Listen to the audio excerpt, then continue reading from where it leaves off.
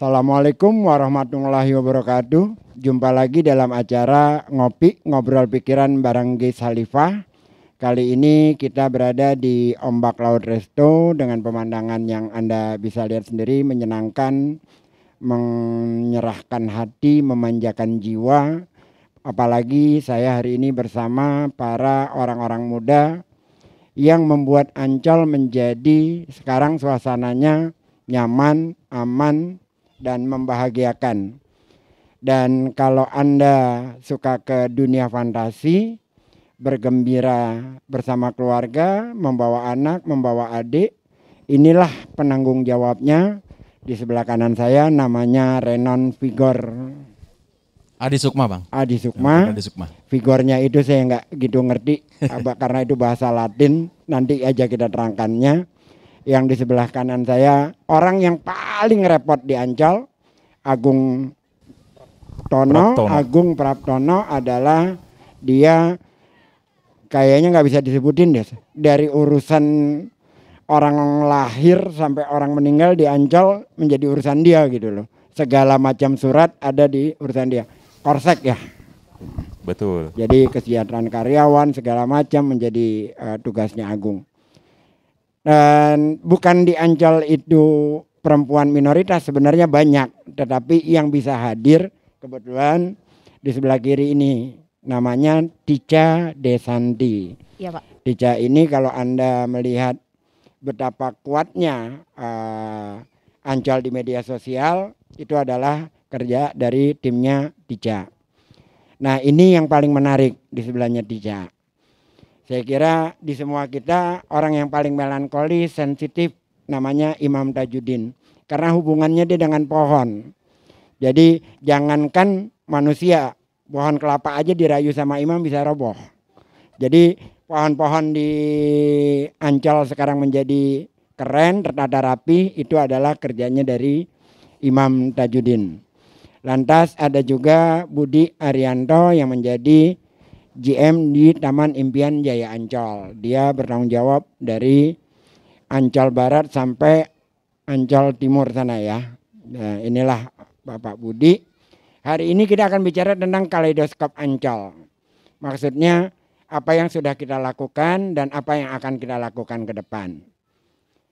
Saya ingin bertanya dulu kepada yang pertama nih, yang paling menjadi permata di Ancol.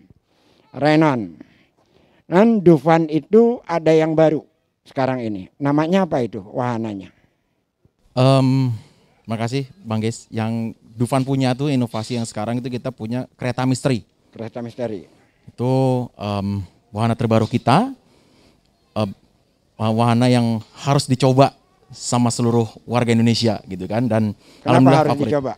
Karena sensasinya tuh luar biasa. Okay. Jadi mungkin kita selama ini kan kalau naik coaster gitu kan, outdoor tuh biasa gitu kan. Nah di sini yang kadang-kadang misterinya nih gitu kan. Alhamdulillah kemarin juga baru diresmikan sama Pak Gub kita, Pak Anies Baswedan gitu kan. Dan itu wahana yang memang ditunggu, kalau dibuka tuh pasti favorit, menjadi salah satu destinasi yang harus wajib dinaikin tuh wahana tersebut. Sama kita punya kawasan juga yang baru, Bang Gis, itu dunia kartun. Dunia kartun. Ya, jadi tadi kan kalau kereta misteri itu adrenalin, segmennya remaja. Karena kalau yang dunia kartun ini family, keluarga dan anak-anak. Jadi di situ ada yang namanya kolibri, karavel, para layang, zigzag, mobil-mobilan tuh. Kemudian juga ada baling-baling. Jadi wajib deh, itu khusus. Suasana Dufan itu selalu kesannya ramai ya, menceriakan ya. Alhamdulillah karena memang dunia keajaiban dan kegembiraan keluarga, harapannya ya setelah datang rekreasi, gembira, senang. Oke. Baju yang Anda pakai ini warna-warni, sepertinya ada simbol-simbol Dufannya nih. Nah ini menarik nih. Terima kasih sudah disinggung juga. Ini salah satu kolaborasi kita juga. Kita juga membantu namanya UMKM ya. Kita kerjasama sama Muklai ini. Nanti mungkin Mbak Tica bisa menjelaskan. UMKM? Ya, artinya memang ini produk lokal. Jadi Dufan itu juga mensupport yang namanya lokal konten kita gitu kan. Ini dibuat pada saat kita memang Dufan juga mau anniversary pada saat yang lalu. Jadi ini kreativitas anak muda Bang, kalau bisa dilihat nih mural gitu kan. Iya. Bentuk-bentuknya nih menarik, kartuns. Dan di sini ada yang ada Dufan sebagai sosok yang memang menjadi ikoniknya. Jadi kita akan selalu support ke depan itu untuk nanti Selalu dengan kolaborasi dengan kolaborasi semuanya dengan lokal konten kita. dengan lokal konten ya. Dengan Jadi lokal konten. Dufan sekarang sudah mulai mengurangi yang sifatnya selalu dari impor ya. Sudah memulai dengan produk-produk lokal. Ya, biar balance. Dan kita Apa aja produk-produk lokal yang ada di Dufan sekarang ini? Produk lokalnya tentunya kalau lihat di sini kan boneka-boneka ini juga kan kita juga kolaborasi. Terus kita juga kadang-kadang ada pertunjukan yang memang kerjasama. Nah, ke depan kita juga akan kerjasama dengan institusi untuk mungkin parade yang lokal. Jadi kekinian lah Bang, Indonesia banget kita buat Indonesia nanti. banget ya. Indonesia banget, insya Allah. Teman-teman ngopi bareng perlu diketahui selain kolaborasi, Dufan itu nanti akan bertambah menjadi tambahannya sekitar 22 hektar perluasannya, dan Ancol akan terintegrasi dengan Pulau Seribu di Kepulauan Widadari, Tidung dan lain-lain. Jadi kalau Anda ke Universal Studio hanya di satu tempat, tapi kalau Anda ke Ancol, Anda minimal butuh waktu 3 malam kayaknya ya. Karena menikmati Dufannya saja butuh waktu paling tidak 1-2 hari. 1-2 hari. Belum lagi ke pulau-pulaunya. Betul. Nah, oke, selanjutnya kita bicara mungkin yang menarik ini menjelang tahun baru nih. Dengan Budi Arianto. Mas Budi, Ancol kan selalu penuh nih menjelang tahun baru ini. Apa langkah-langkah preventif yang akan dilakukan Ancol selama menjelang tahun baru sekarang ini? Selama menjelang pekan tahun baru nih Pak Gis, yang pasti kita masih sesuai dengan ketentuan bahwa kita jumlah masih dibatasi untuk pengunjung. Kemudian untuk persiapannya nanti kita akan ada fasilitas-fasilitas tambahan terkait dengan toilet, kemudian musola, kemudian juga untuk P3K-nya maupun untuk petugasnya, di mana nanti juga kita didukung sama Pak Imam terkait dengan menjaga kebersihan yang ada di Ancol, Pak.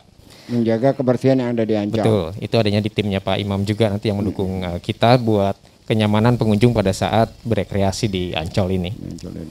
Dan itu biasanya penambahannya berapa persen? Untuk penambahannya bisa hampir 2 kalinya dari petugas existing yang ada sekarang. Dari yang biasa ada betul. sekarang, 2 kali lipat dari itu dalam rangka mengamankan, menyamankan dan lebih kepada inilah ya alur manusia itu lebih lancar. Walaupun pengunjung kita dibatasi, tapi secara petugas kita siapkan yang terbaik buat pengunjung Ancol. Buat pengunjung Ancol. Selama ini setiap malam tahun baru di Ancol itu biasanya ada apa aja?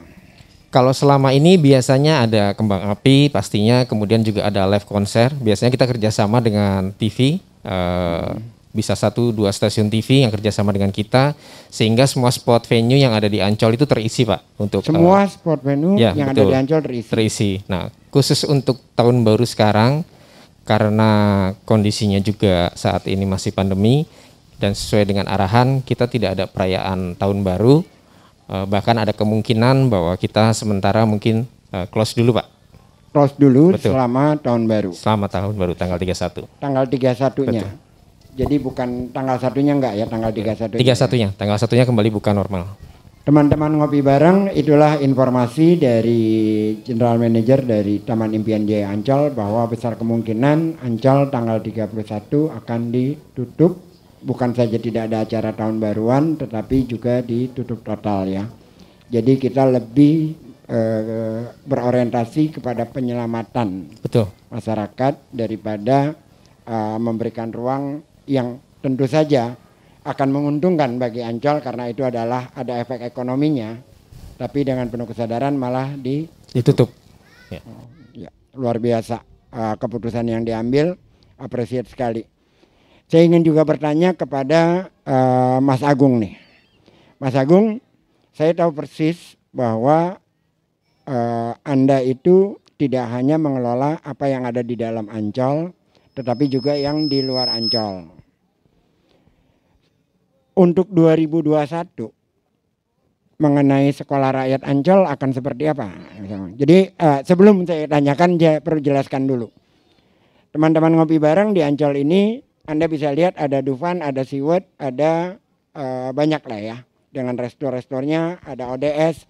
Tapi ada satu hal di Ancol ini yang tidak banyak diketahui orang, yaitu Ancol juga memiliki sekolah, namanya Sekolah Rakyat Ancol. Yang dimana masyarakatnya itu murid-muridnya miskin absolut dan itu semuanya dibiayai oleh Ancol. Dan itu kayaknya tidak akan berhenti dan akan terus jalan walaupun dalam kondisi pandemi yang seperti sekarang. Nah, salah satu yang penanggung jawabnya adalah Mas Agung ini. Silakan Mas Agung. Terima kasih Pak Gis. Memang benar sekali. Kalau mungkin dari ada Mas Renon, ada Pak Budi, ada Pak Imam, ada Mbak Tica, ini kebanyakan ngurusin urusan internal gitu ya, operasional dan segala macam. Kalau saya memang kebanyakan ke investor biasanya. Selain dari investor juga ke masyarakat yang hubungannya Ancol, bahwa Ancol sebagai perusahaan TBK, karena sebenarnya Ancol selain dikenal sebagai kawasan rekreasi, kita adalah perusahaan TBK yang masing-masing masyarakat bahkan bisa membeli sahamnya gitu dan bisa langsung beli di bursa. Salah satu kewajiban dari perusahaan TBK adalah kita harus ada program namanya pemberdayaan masyarakat atau CSR. Selain tadi yang disebutkan Pak Ges, ada sekolah rakyat yang dari awal buka sampai sekarang kita itu sudah ada sekitar 400 lulusan. Dan saat 400 lulusan Pak Ges. Dan sekarang pun kita mempunyai lebih dari 100 murid yang sekarang masih aktif. Yang walaupun kalau kita bilang ya di tahun 2020 ini kita mungkin secara bisnis berat, tapi sebagai bentuk pertanggungjawaban kita bahwa Ancol peduli terhadap pendidikan di lingkungan sekitar kita, sekolah rakyat tetap harus berjalan bagaimanapun Ancol, apapun yang terjadi dengan Ancol gitu. Bahkan kita juga kalau tadi di Mas Renon ada kolaborasi dengan UMKM, kita juga ada kolaborasi juga dengan bantuan dari berbagai pihak gitu ya, ada dari Bank DKI, terus juga ada dari perusahaan-perusahaan yang menyumbangkan laptop segala macam. Nah, itu adalah salah satu bentuk kepedulian sebenarnya masyarakat secara keseluruhan terhadap Jadi Ancol mengajak kolaborasi dengan pihak-pihak lain ya di luar Ancol. Betul sekali. Lah untuk tahun-tahun ke depan memang sekolah rakyat ini adalah sejak awal dibuka dulu itu sekolah rakyat itu cuma mungkin seperti sekolah ini ya, sekolah non formal ya. Jadi orang yang siapa yang mau sekolah karena dia biasanya ada anak pemulung, ada anak yang tidak beruntung karena nggak bisa menyambut pendidikan secara resmi, kita ajak mereka untuk sekolah. Bahkan di awal-awal juga banyak tantangannya karena mereka kebanyakan harus bekerja gitu. Jadi di utara sini memang jarak antara anak yang tamat SD tidak sampai ke SMP itu lumayan besar. Betul sekali. Dari SMP tidak sampai ke SMA juga lumayan besar jumlah yang tidak sampai yang tidak melanjutkan. Dan Ancol mengambil tanggung jawab itu. Iya, betul sekali. Untuk membantu masyarakat di utara ya, utara khususnya Jakarta, yang dekat-dekat dengan Ancol. Betul. Saya kira itu sebuah pekerjaan yang sangat mulia yang memang menjadi tanggung jawab kita bersama, bagaimana pendidikan menjadi eskalator dari masyarakat agar bisa terlepas dari kemiskinan yang menyelimuti dirinya. Nah, itu salah satu bagian dari yang ada di Ancol yang selama ini dikerjakan, selain soal wahana, selain soal restoran dan lain-lain yang bisa dinikmatin. Nah, belakangan saya ingin berbicara dengan Pak Imam. Di media sosial ini sekarang ramai sekali perbincangan tentang Ancol dan saya sering mendapat WA berupa foto, Mam. Isinya lumayan sih, ya jangan GR ya. Jadi bunyinya itu pendek. Guys, Ancol keren gitu. Nah, terus yang bertanggung jawab menjadi keren itu orangnya adalah salah satunya Imam Tajudin ini yang mengurus landscape Ancol. Selama ini mulai progresnya dan sampai mana, Mam? Progres yang sudah ada dan akan sampai mana nantinya? Baik, terima kasih Pak Geis pada kesempatan waktu sore ini ya Ancol memang terus berkembang, kita untuk selalu berinovasi gitu. Untuk ruang-ruang dari areal pantai Ancol memang benar Pak. Sekarang ini kita sudah meluncurkan produk dari pantai yaitu Symphony of the Sea. Symphony of the Sea. Yang itu memang secara perencanaan oleh teman-teman perencanaan memang sudah di planning. Nah itu tahapan-tahapannya itu dibagi menjadi 4 tahapan, di mana kita sudah menyelesaikan secara keseluruhan untuk tahapan estetika dari hardscape. Namun kedepannya ini akan direspon juga dengan penataan taman-taman yang indah nantinya. Itu tahapan 4 tahapan.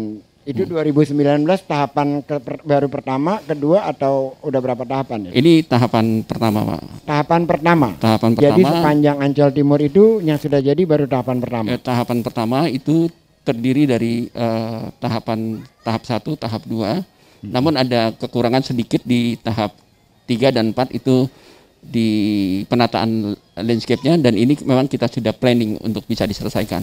Nah, itu kalau sampai tahap 4 sampai mana itu? Tahap 4 nanti sampai RPL Pak, sampai areal kuburan Belanda di sisi barat dari kita. Nah ini sekarang ini sudah kita tata kaitannya dengan hardscape, pola, terus dengan estetika yang memang sangat menarik dan Instagram banget gitu. Nah nantinya kita akan merasakan, jadi kalau kita bicara tentang dunia vegetasi tanaman, ya kita akan mulai menata tanaman-tanaman yang ada, nanti akan dirasakan oleh para pengunjung Ancol, yaitu betapa kayaknya oksigen di Ancol dengan tanaman-tanaman yang kita sudah planning, nantinya akan memberikan ruang teduh bagi aktivitas pengunjung di Ancol. Oh, Ya, gitu. jadi walaupun Ancol itu pantai, tetapi diusahakan Tetap tanamannya nyaman. itu tumbuh dan menjadi rindang dan Nyaman. teduh. Iya. Mungkin kita tahu gitu bahwa tanaman dengan naungan yang memberikan shadow, dia pada saat panas terjadi fotosintesis, di mana tanaman tersebut akan mengeluarkan oksigen yang banyak, ditambah dengan tiupan angin pantai yang segar, terus ada keteduhan dan ada kesegaran, oksigen yang segar. Jadi saya nggak terlalu paham hal-hal kayak gitu. Kesan saya sederhana aja. Sehatnya jadi double gitu kira-kira ya.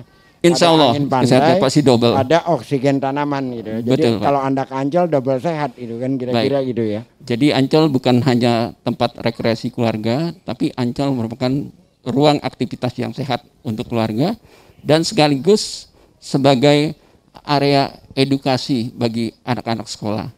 Karena jenis-jenis tanaman yang kita tanam itu adalah tanaman-tanaman yang memang kita sudah pilihkan untuk tanaman-tanaman pantai. Seperti itu. Jenis-jenis tanamannya. Jenis-jenisnya. Saya mendengar saya melihat secara gambar bahwa di Ancol Timur itu setelah pintu gerbang kan ada bundaran itu. Itu akan menjadi air mancur. Insya Allah planningnya sudah ada. Kita nanti akan rencanakan pentahapannya Pak. Tahapannya. Ya. Jadi kalau 2020 ini sudah selesai di landscape-nya, 2021 nanti termasuk air terjun dan mencapai ke Ancol Barat ya. Insya Allah Pak, seperti itu. Sudah terplanning itu. Sudah terplanning dan untuk master plan-nya terus kita update untuk mempersembahkan Ancol ini yang terbaik untuk masyarakat. Untuk masyarakat. Ya. Teman-teman, jangan heran kalau Ancol penuh inovasi karena orang-orangnya seperti ini punya semangat yang luar biasa seperti Anda dengarkan tadi. Bahkan imam ini memahami bukan hanya bagaimana menanam pohon, tapi pohon apa yang cocok, pohon apa yang mengeluarkan oksigen, bagaimana pohon itu awet di pantai, dia paham betul gitu. Sekaligus juga menjaga keindahannya, Mam ya. Betul Pak. Jadi memang dikelola dengan profesional dan memahami yang dikerjakannya. Nah ini yang urutan paling belakang, tapi sorry to say ya, ngomong-ngomong apa adanya, emang yang paling keren namanya Tica dibanding yang ada di sini karena satu-satunya. Tica, iya, tapi memang kamu emang asli keren, Tica. Teman-teman ngopi bareng, kalau Anda melihat Ancol menjadi perbincangan publik di media sosial dengan berbagai kreativitas, itu adalah hasil dari Tica dengan timnya. Nah, selama ini Tica, apa sih yang sudah dilakukan terkait dengan Ancol dengan publik Jakarta terutama? Ya, jadi aku ceritain dulu Pak Ges, di Ancol itu ada tim marketing yang handle di sosmed, kemudian ada bikin aktivasi dan juga kolaborasi Pak. Cuman yang berbeda dibanding tahun sebelumnya adalah Ancol ini sekarang nggak bisa jalan sendirian. Jadi kita harus cari sebanyak-banyaknya teman untuk kita sama-sama maju ke depan Pak. Seperti yang tadi Mas Renon udah ceritain Pak, salah satu kolaborasi kita itu dengan komunitas visual art, di mana Dufan X Muklai ini didesain oleh visual grafis yang sudah masuk ke under 20 Forbes. Kemudian kita produksi melalui UMKM. Kita di sini visinya adalah sama-sama maju, sama-sama memperkenalkan local pride kita. Kalau Zekainan ini produk mana ini? Ini kita juga dari lokal juga Pak. Lokal juga ya? Iya. UMKM juga? Iya. Ini Dufan punya? Ya, jadi memang salah satu kolaborasi juga dengan mitra kan, stakeholdernya kita yang kerjasama dengan semua unit tuh, kita juga mendukung namanya kegiatan lokal. Jadi kalau yang saya dengar dari Pak Gubernur sendiri menyatakan bahwa semua BUMD harus memberikan benefit kepada masyarakat. Mungkin Betul. salah satu contoh konkretnya adalah apa yang dilakukan oleh Ancol ya. Ya. Kolaborasi semacam itu. Ya. Menarik sekali Tica. Coba terus gambar besarnya tentang Ancol ini hingga kolaborasi itu terlaksana itu setiap unit. Setiap unit ada Pak. Misalnya baru-baru ini kita kolaborasi dengan komunitas guru. Kita memberikan hadiah kepada guru, tapi bukan Ancol yang memberikan. Anak-anak muridnya yang memberikan hadiah kepada guru, kita sebagai fasilitator untuk penyedia hadiah tiket rekreasi. Menarik sekali itu. Ya. Seperti apa penjelasannya Tica? Ya. Jadi anak-anak itu bercerita tentang gurunya. Betul Pak, jadi kita mengajak setiap murid untuk merekomendasikan guru apa yang ingin kalian berikan hadiah. Misalnya saya punya guru favorit di SMA, guru fisika Pak. Kemudian saya bercerita guru fisika ini selalu mengajarkan kepada anak-anaknya dengan sabar walaupun di masa pandemi melalui Zoom meeting. Kemudian di situ Dufan yang akan memberikan tiket rekreasi kepada gurunya tersebut. Oh, luar biasa itu. Paham fisika nggak? Sedikit. Sedikit. Tapi Dufan ini memang edutainment theme park terbesar untuk fisika laboratorium. Ya, karena kalau soal fisika saya bisa berkata gerak lurus berubah beraturan. Hafal betul saya itu rumusnya. Itu rumus fisika dasar ya. Ya. Nah, Tica, Ya Pak. ke depan apalagi yang akan kamu lakukan dengan mengajak anak-anak muda untuk berkolaborasi di Ancol nanti? Ya Pak, salah satunya dengan kita berkolaborasi dengan startup. Jadi startup ini butuh dukungan dari senior-senior Ancol sebagai korporasi besar ya Pak.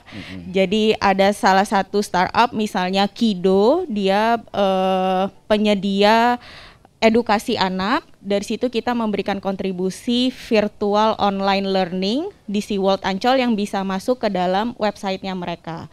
Jadi selalu ya Ancol dengan lembaga startup, terus orientasinya edukasi. Edukasi Pak. Kok lu bisa keren kayak gini sih, Cak? Karena tanggung jawabnya Ancol Pak. Tanggung jawabnya Ancol, jadi selain kita mengurus sekolah rakyat Ancol, kolaborasinya juga yang punya relevansi, punya konektivitas dengan edukasi. Inilah Ancol yang mungkin belum menggema di luar ya. Dan inilah yang ada sebenarnya di Ancol yang mungkin akan lebih banyak lagi yang akan kita lakukan dengan kolaborasi seperti ini. Iya Pak. Nah, terus saya juga dengar akan ada tentang apa, kolaborasi dengan para fotografer atau apa tuh? Iya Pak, ini sebenarnya khusus buat audiensnya ngopi bareng Pak Ges ya Pak. Iya, Jadi di Januari secara campaign kita akan mengangkat awal bahagia Pak. Jadi Awal bahagia. awal bahagia. Emang sebelumnya menderita? Eh Oh iya, Berbeda, Pak, berbeda. Tentang harapan baru lah. di Iya. Januari. Nah, terus. karena kita masuk 2021 awal bahagia, di sini kita mau mengadakan lomba foto Pak, di mana pesertanya bukan hanya yang memakai kamera profesional DSLR, apapun kamera boleh dipakai, ada TNC-nya. Yang harus ditangkap adalah experience atau momen-momen awal bahagia di setiap area Ancol Pak.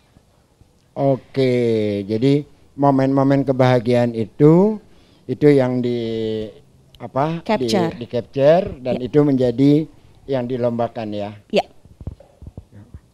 Itu Januari sampai kapan? Mulainya Januari atau 1 bulan itu atau 2 bulan atau gimana? 1 bulan Pak di Januari, jadi nanti terus pantengin Instagram Pak di @AncolTamanImpian atau @infodufan. Sekalian ya Pak promosi. Ya, jadi @Ancol Taman Impian atau @AncolDufan. @infodufan. @infodufan. Dan terus ada akun pribadi kamu juga kan yang bisa langsung. Boleh ya Pak dipromosiin ya. Silakan. @desanti. @desanti itu Instagram. Instagram Pak. Teman-teman ngopi bareng itu kalau ada pertanyaan tentang Ancol apa segala macam tadi sudah dengar dari Tica, tapi yang terakhir dilarang DM. Kira-kira begitu dan kita teruskan diskusi hari ini, menarik sekali.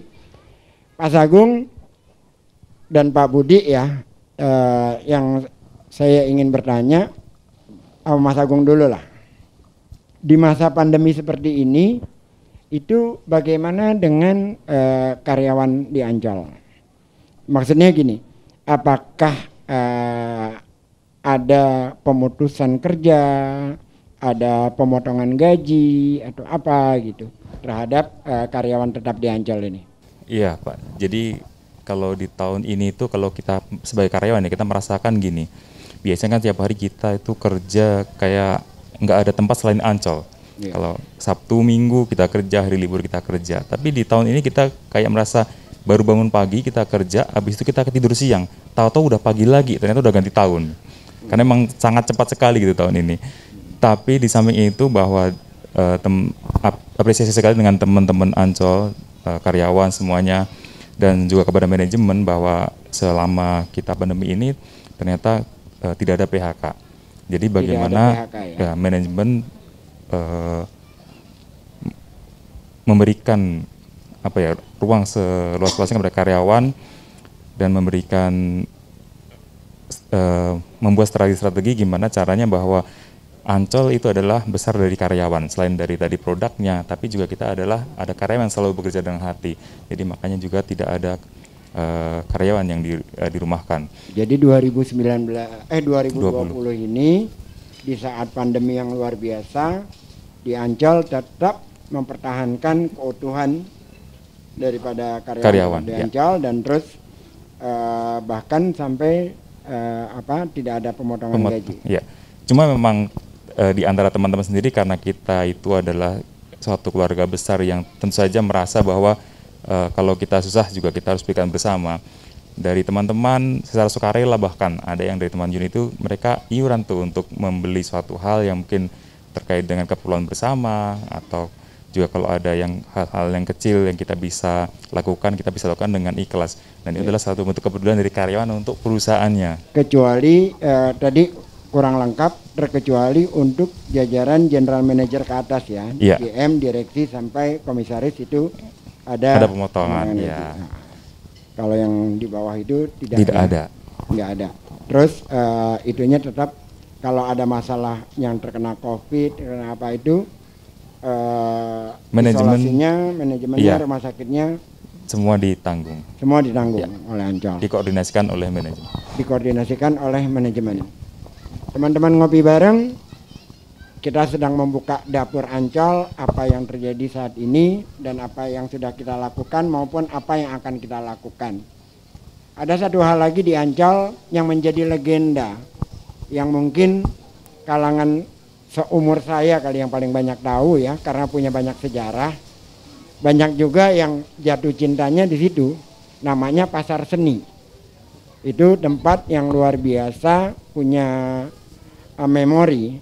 Pak Budi yang paling tahu tentang Pasar Seni, karena Mia nggak bisa datang hari ini sebagai GM di sana. Apa yang akan dilakukan dengan Pasar Seni, Pak Budi, ke depan? Kalau ke belakang kemarin kan galerinya sudah mulai berjalan nih. Nah, ke depan apa yang akan terjadi dengan Pasar Seni? Baik, Pak. Saya ingin menyatakan bahwa hidup kembalinya Pasar Seni, kira-kira begitu kali ya. Betul, Pak. Baik, terima kasih Pak Gis. Betul, terkait dengan Pasar Seni, galeri tetap kita teruskan dengan program-programnya. Mungkin dalam kondisi virtual dengan kondisi pandemi ini akan banyak event-event virtual ke depan dalam rangka mengembangkan seni dan budaya yang ada di Indonesia khususnya. Kemudian terkait dengan kawasan Pasar Seni sendiri sedang kita siapkan, nantinya di tahun 2021 akan kita kembangkan menjadi satu destinasi seni dan budaya. Kemudian juga itu akan jadi satu kawasan yang terpadu juga dengan retail maupun dengan kuliner, Pak. Sehingga nantinya selain bisa menikmati seni dan budaya yang ada di Pasar Seni, pengunjung juga bisa melakukan jadi meeting point dalam dengan adanya beberapa resto, tenan maupun dengan retail yang ada di sana. Yang ada di Pasar Seni. Betul. Itu ya. Dan terus panggungnya itu akan hidup sekalian. Betul. Nantinya kita akan hidupkan kembali. Jadi kalau dulu kita terkenal dengan musik-musik dari mulai anak-anak, kemudian remaja, bahkan sebagian besar sekarang udah jadi artis-artis maupun penyanyi papan atas di Indonesia. Ke depan kita akan hidupkan kembali dari seluruh genre musik yang ada. Jadi nanti juga jadi pusat seni dan budaya yang ada di Jakarta khususnya. Oke, menarik sekali. Begitulah teman-teman ngopi bareng sore ini perbincangan dengan tentang Ancol, Kaleidoskop Ancol di tahun 2020 dan apa yang akan terjadi di 2021, kira-kira kayak gitu. Terima kasih banyak Renon, Agung, Tica, Imam dan Budi. Sama-sama, Pak. Dan kalau teman-teman akan datang ke Ancol, silahkan lihat perubahan yang terjadi saat ini dan bisa ambil foto-fotonya. Siapa tahu nanti di bulan Januari bisa di-upload dan dilombakan dan mendapatkan hadiah yang saya nggak tahu apa, tapi yang pastinya akan sangat menarik. Terima kasih, sampai berjumpa lagi di Ngopi Bareng yang akan datang. Salam.